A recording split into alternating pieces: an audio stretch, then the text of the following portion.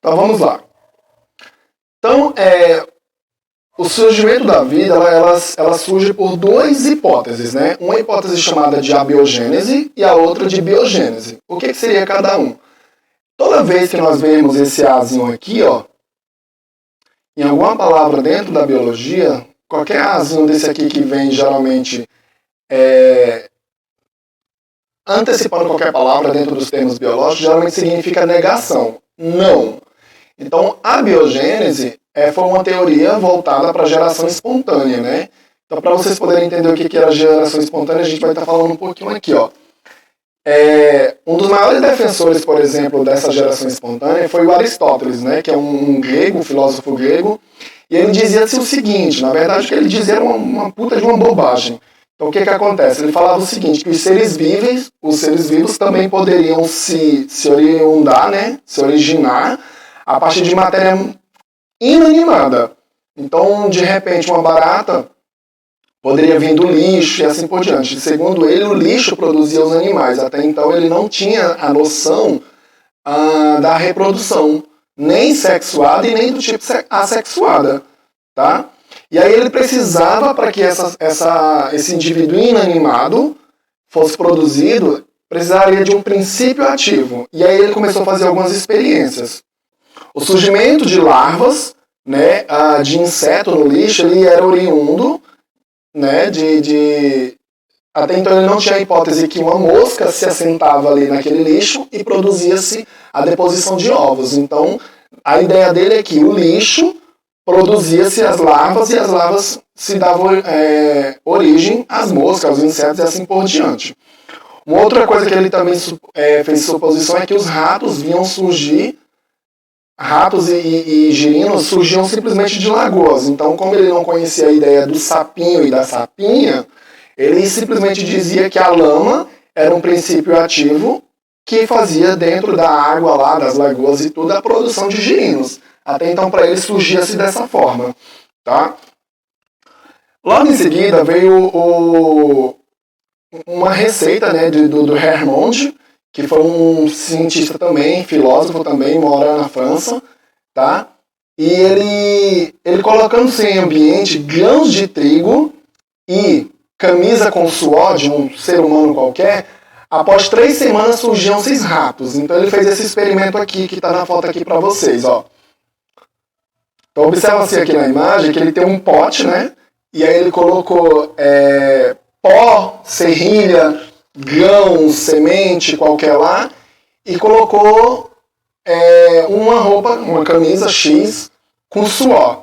3 dias depois ele começou a perceber que aquele local ali estava com rato. Então, para ele, o princípio ativo era que o grão de trigo e o suor de uma pessoa produzia esse rato. Era isso que originava o rato ali dentro para que isso acontecesse, tá?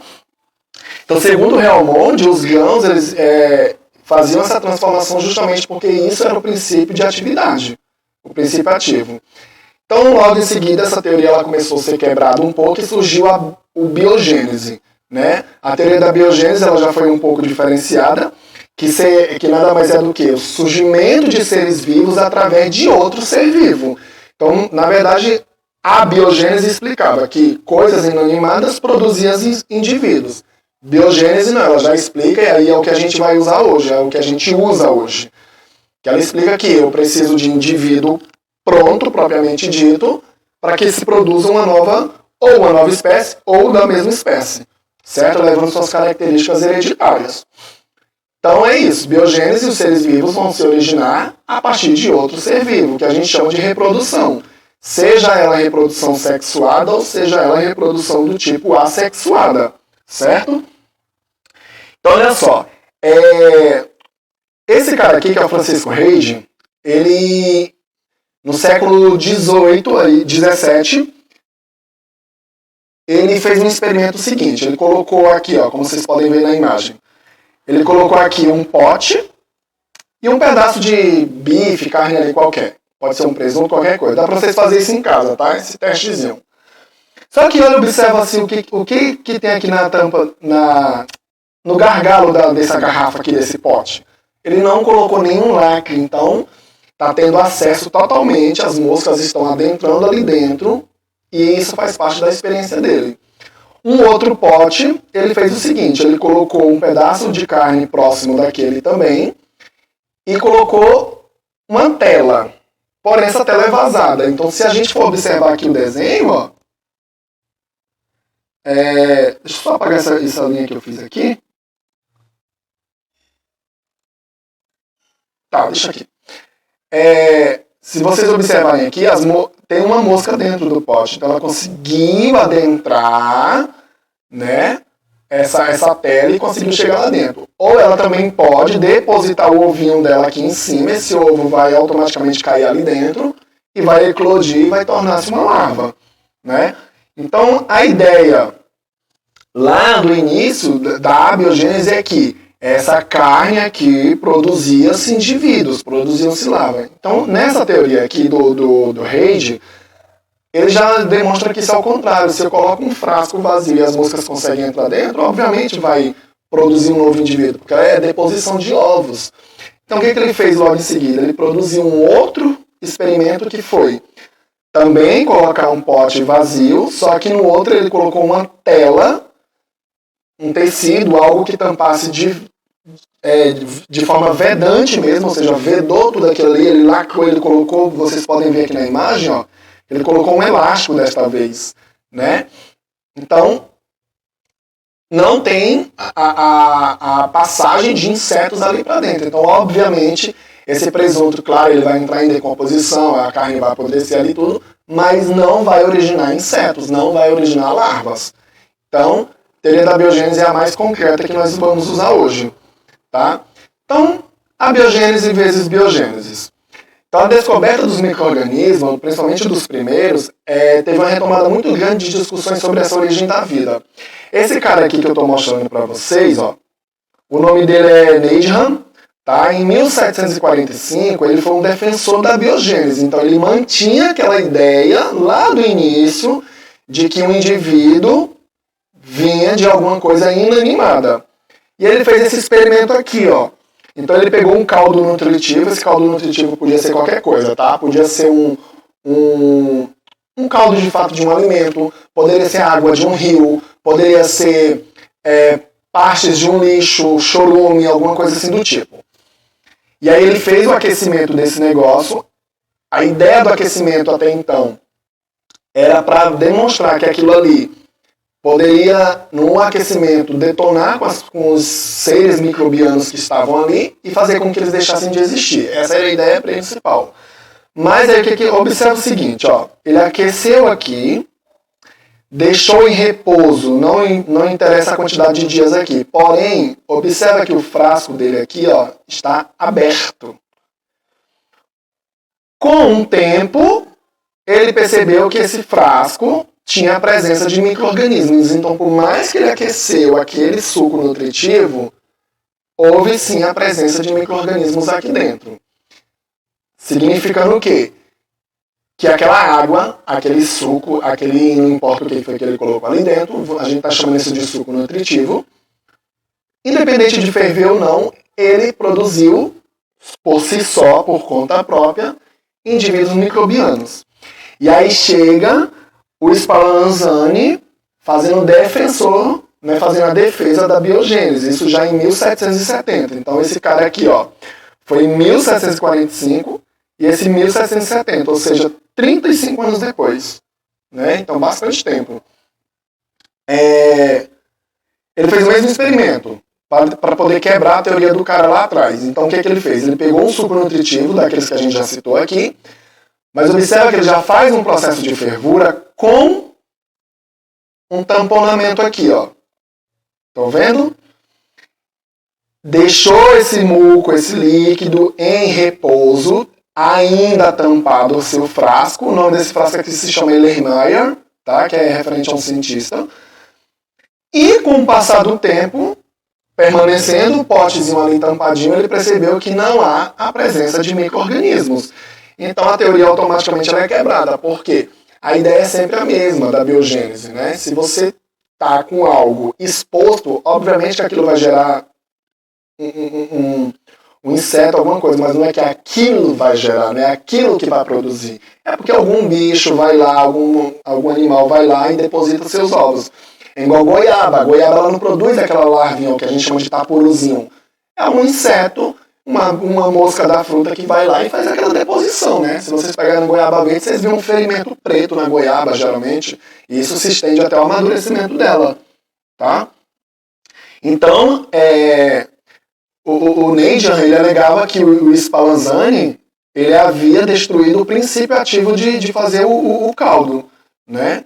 Então, ele praticamente fez a destruição desse princípio ativo, tá?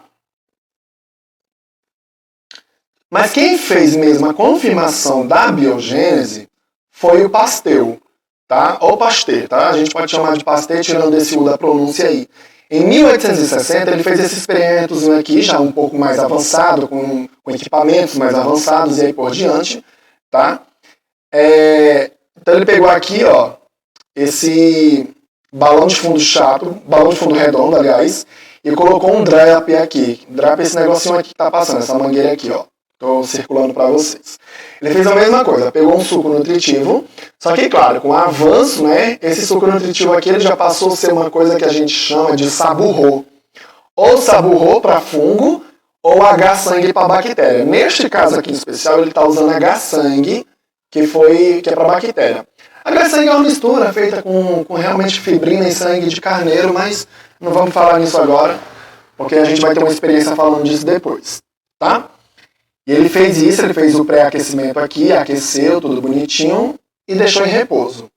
Um outro experimento, ele fez o seguinte. Fez a mesma coisa, aqueceu, só que ele observa o que ele fez aqui, ó. Ele tirou o tamponamento e deixou isso exposto, aberto. Teoria. Manteve-se lá a teoria do Neidham, aonde se eu tampo o frasco, microbianos não irão aparecer ali dentro. Neste caso aqui, ó, mesmo com aquecimento, seja numa estufa ou algo do tipo, ele está exposto, ele está aberto, automaticamente as bactérias que se encontram ali naquele local vão se depositar nesse recipiente e vão se orientar, vão se reproduzir, vão fazer colônias e colônias ali de outras bactérias, ok? Então o formato do tubo também torcido, que chama ali pescoço de cisne, né? Tem umas gotículas de águas nas dobras, ou seja, no filtro, dificultam muito o contato de micro-organismos com o caldo nutritivo. Em seguida, surgiu a evolução química, né, que foi feita por Oparin e também pelo Haldane. Em 1920, eles começaram a ter uma tecnologia maior, mais avançada, mais aguçada, e aí eles criaram algumas teorias dentro da química, que surgiu a evolução química, digamos assim. Tá? Então a atmosfera primitiva descobriu-se o seguinte, ó. Então, se vocês verem aqui na primeira coluna aqui, deixa eu só voltar aqui para não confundir vocês.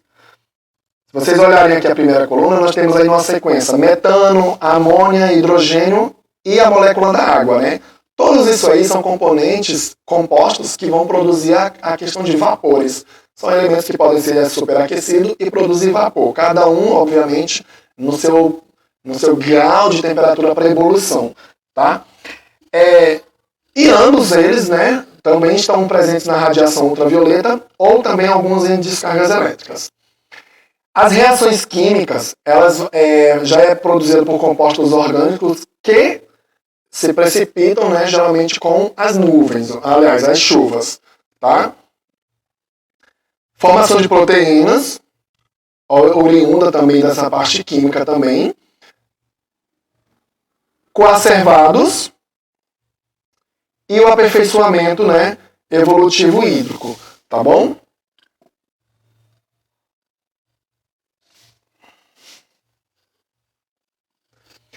Aqui é a famosa teoria do Big Bang, né, a famosa explosão que veio gerar tudo, então alguns meteoros se chocaram e começaram a criar um grande núcleo de calor, e esse núcleo de calor foi puxando essas rochas e formando o que a gente chama hoje de Terra, né, planeta Terra. Então esse cara aqui, que eu acabo de esquecer o nome dele, tá? E eu não coloquei aqui também. Tem essa teoria do Big Bang aqui formada por ele, que é o início da formação da Terra. Até então ela era aquela coisa superaquecida, limpa e vazia, e lá. Tá? E aí, existia-se aqui nessa produção, nessa construção da Terra, dentro desses vapores, geysers, vulcões, as pré-marés, né, formadas na época, já existiam seres ali dentro, tá? Que eram seres, até então, digamos que sejam as primeiras bactérias do mundo, seres procariontes, e aí surgiu-se os coacervados biológicos, né? Os proteicos. Então foi o primeiro surgimento, eu acho que eu estou na frente, o primeiro surgimento dos seres vivos começou a partir deste princípio aqui. E aí veio a evolução do metabolismo energético, né? Levantando a hipótese do heterotrofismo e do autotrofismo. O que é cada coisa? Heterotrófico, eu já falei isso na primeira aula para vocês, que é os indivíduos que não produzem o seu próprio alimento. Já os heterótrofos são indivíduos que vão fazer o quê? A produção do seu próprio alimento, não participam da parte decompositora. Evolução de metabolismo energético.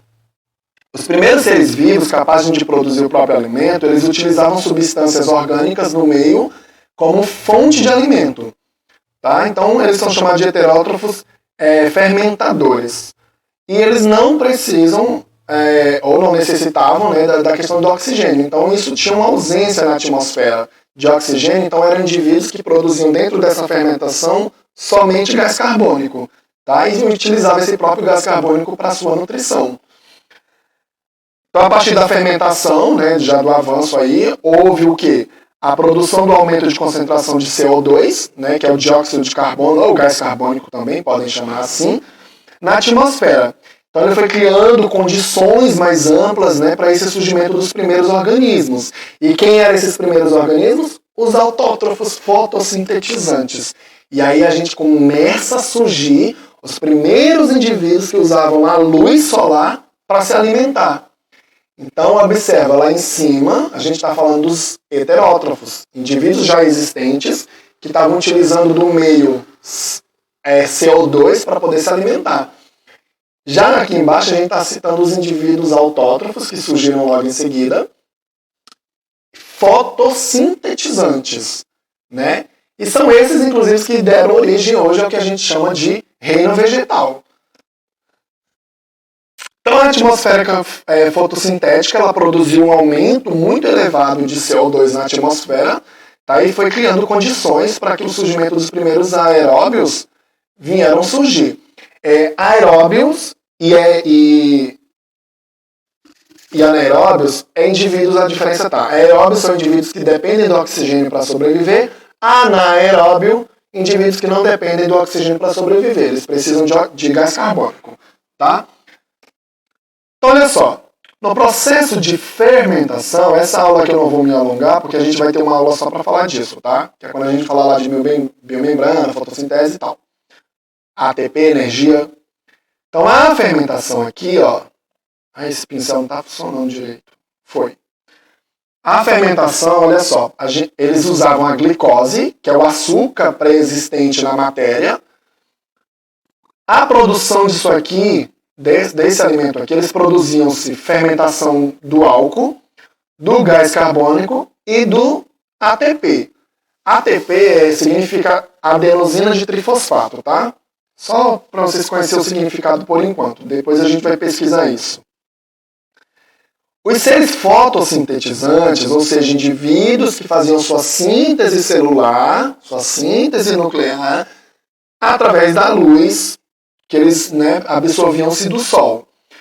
Então eles vão precisar aqui, neste caso, de moléculas de CO2 que eles consomem, adiciona-se a moléculas de água, usando-se a fotorrecepção desta luz. Geralmente essas luzes que eles recebiam eram luzes ultravioleta, né? Então geralmente as cores eram laranja, verde, a vermelha, a roxa. Então eles usavam muito essas cores hoje, e inclusive é isso que dava a pigmentação forte para que esses indivíduos vinham a ser verdes, né? Com a soma de tudo isso aqui, eles produziam-se o quê? A glicose e o oxigênio. É o que a planta faz hoje. Então a planta ela usa hoje gás carbônico, que ela absorve durante a transpiração. Na fotossíntese, ela faz a liberação do oxigênio, certo? Então ela libera para a gente a glicose e o oxigênio. Já nós, os seres mais espertos e mais folgados da natureza, o que nós fazemos? Nós vamos lá, pegamos essa produção de glicose e oxigênio que as plantas produzem, porque a gente não consegue produzir simplesmente nada. Passou uma moto aí, vocês devem ter ouvido bem grande o barulho, tá? Daqui a pouco passa de novo o carro do picolé, buzinando. E aí, ó, vocês veem aqui que a gente já vai produzir o quê? Gás carbônico, molécula de água e o trifosfato de adenosina, tá? Que é o 3 moléculas de ATP. Tem um erro de digitação aí, tá? Tá 38, isso não existe não, é 3 ATP, tá? Foi erro meu aqui na hora de digitar. Então, olha só. Isso explica o seguinte, galera. Que as plantas, os autótrofos, pegam gás carbônico e produzem oxigênio. Nós, os heterótrofos, nós consumimos oxigênio e liberamos gás carbônico. Tá bom? Esse ATP, é isso aí, professor, que porra é esse ATP? Calma, a gente vai ver isso daqui a umas 3 aulas mais ou menos, que é quando a gente falar de célula, de energia, de mitocôndria, a gente vai entrar nesse carinha aí chamado ATP, tá bom?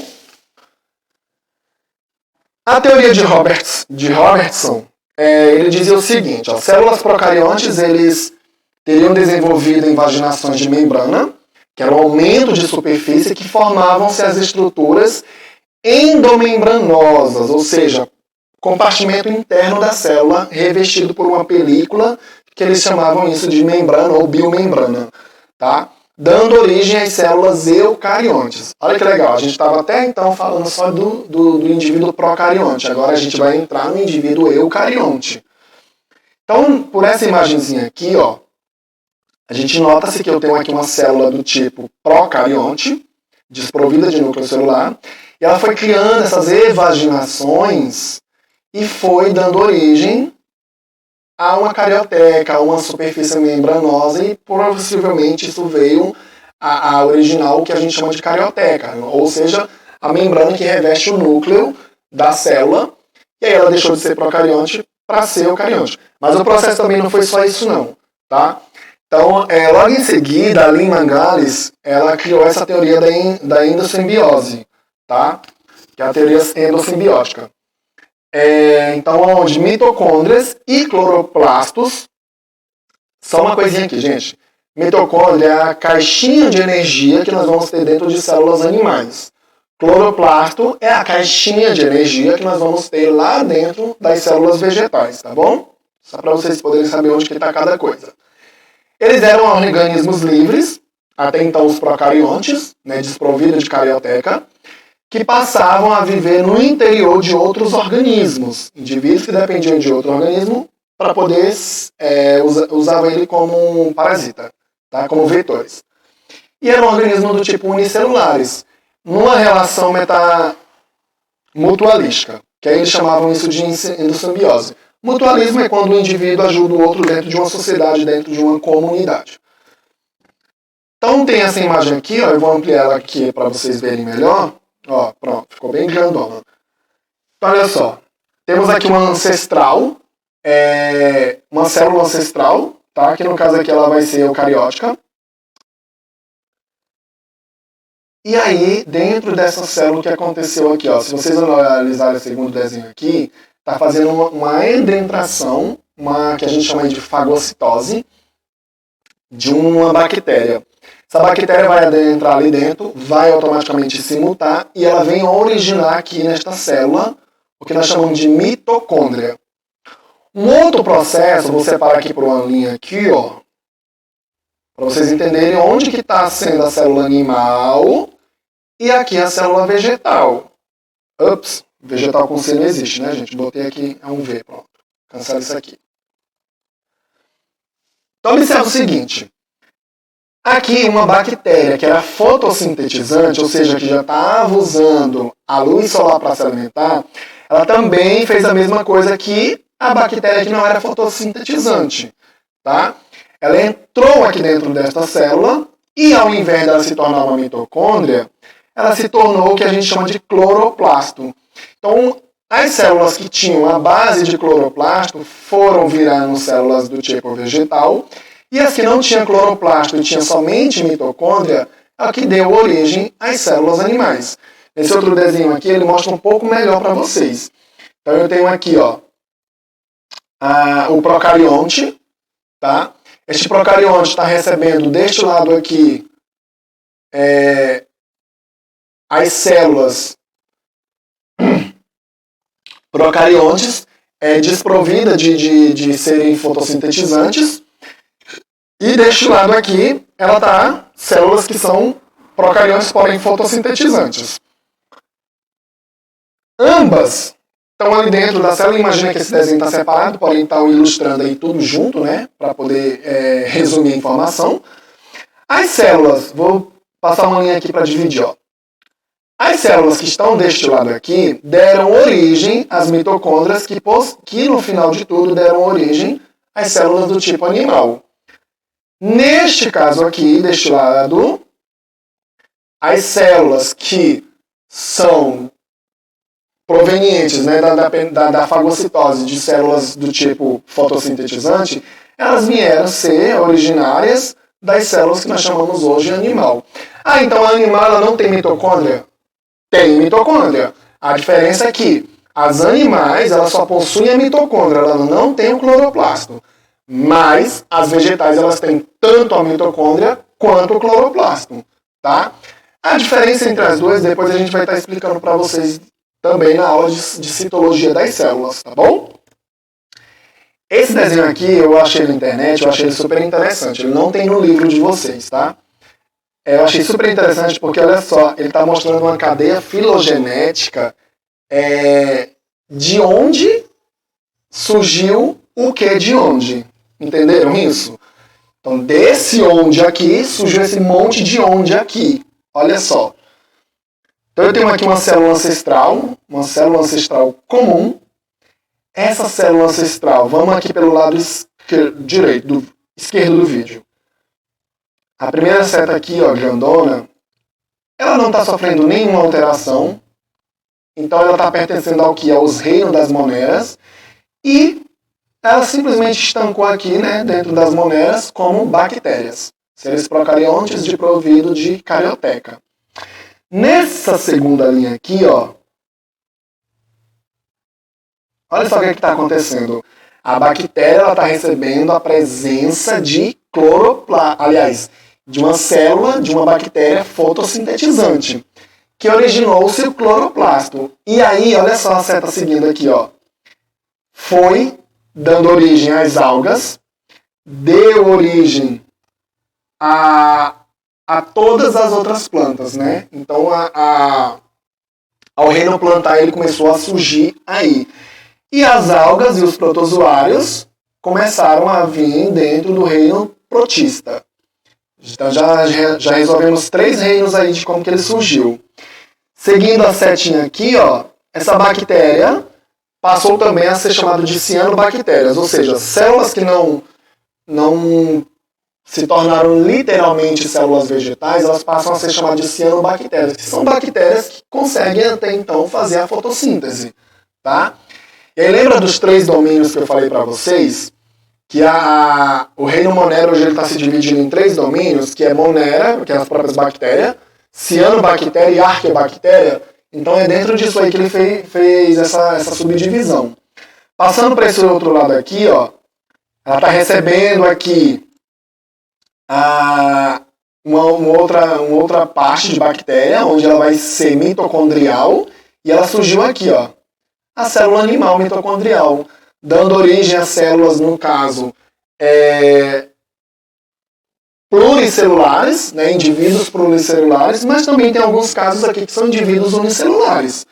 Então, surgiu-se aí os protozoários, né, que vai entrar dentro do reino protista, todos os animais aqui do reino animalia e também os fungos aqui do reino fungi.